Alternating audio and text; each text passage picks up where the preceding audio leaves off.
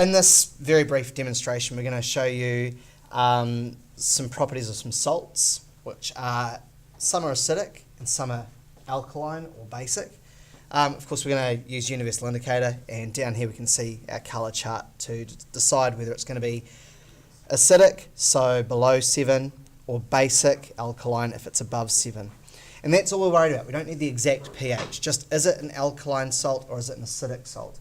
We were taught last year that neutralisation was when you had an acid plus a base and you made a salt plus water. So that would infer that salts are usually alkaline.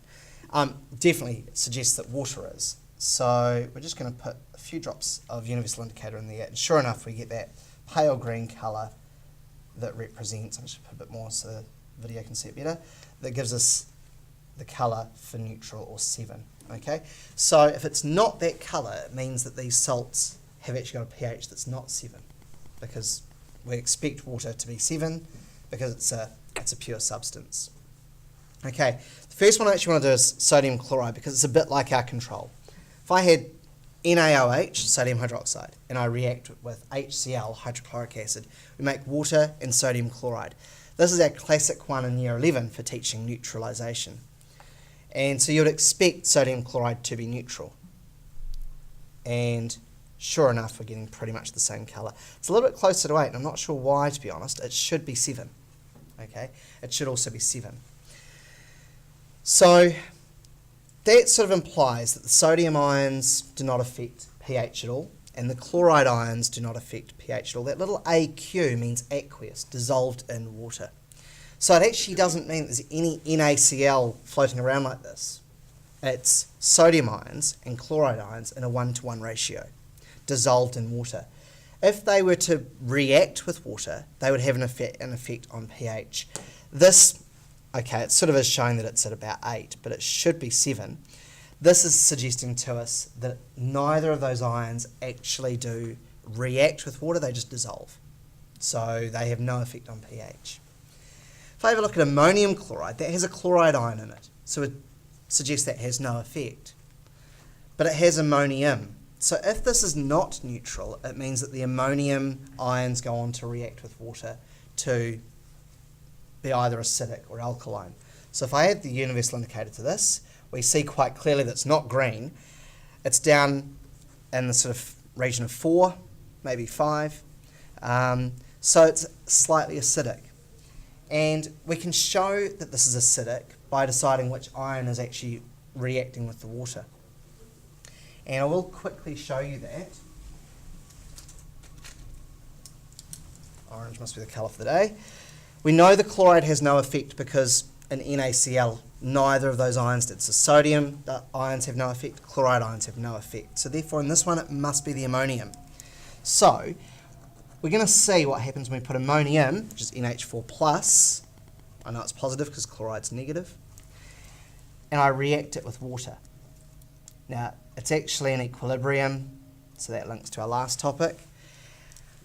There's no way to put another H+, or hydrogen ion, onto ammonium. It's got as many as it can take, but it could actually give one away to become a substance that we know quite well.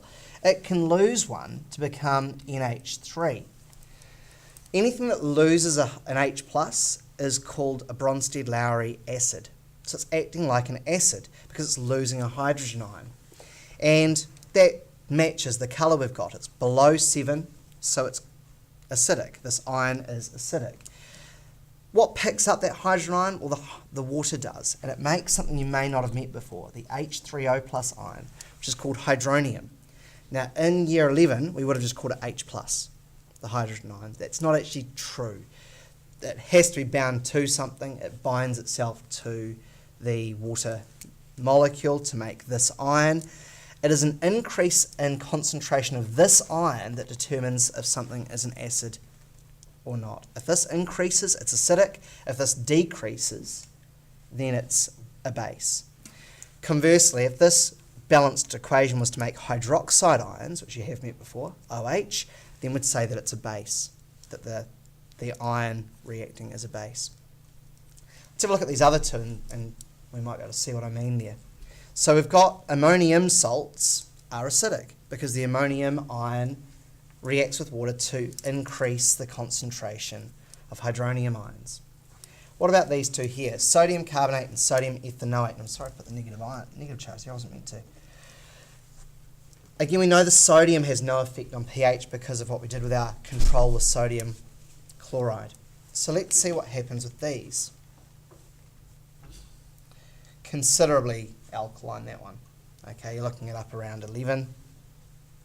And this one's slightly alkaline, not hugely. It should be a bluer green than the sodium chloride. Hard to sort of tell with that one actually. But I might need to just do the trust me on this one. pH of that one's probably going to be around about 9. Okay, so it's quite hard to tell the difference between these colours here.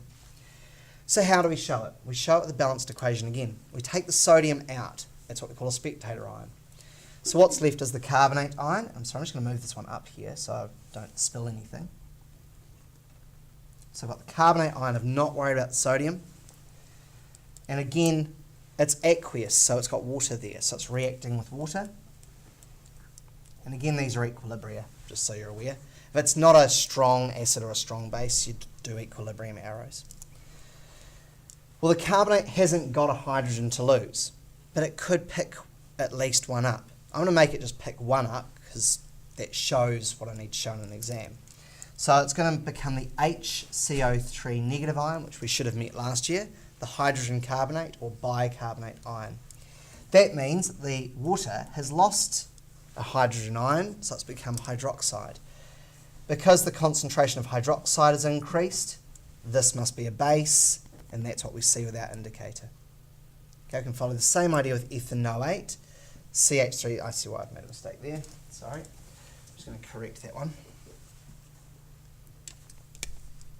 So it should be NaCH3COO, aqueous.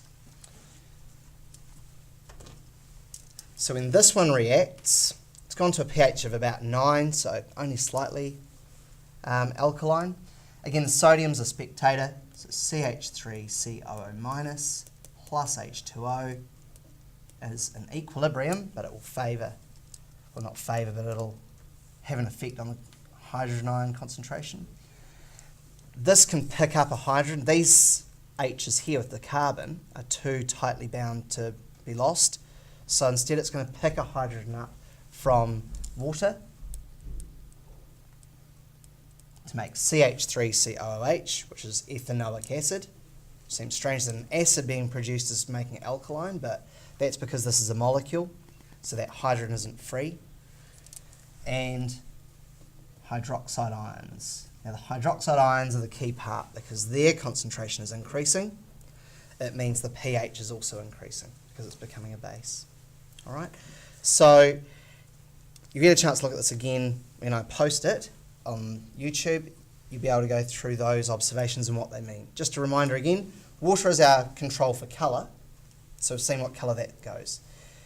It has a pH of 7. Sodium chloride, okay, a bit of a surprising result there. Maybe there's an impurity in there, but that's also close enough to 7 for me to believe that the sodium ions and the chloride ions have no effect. So these other salts that I've got that have got chloride or sodium in them, I know it's the other ion that's affecting the pH, not the sodium or the chloride, because of this control here. Okay, so our job now is to try to do balanced equations like I have here to show what those results mean and why some salts are not neutral even if they are made from a neutralization reaction.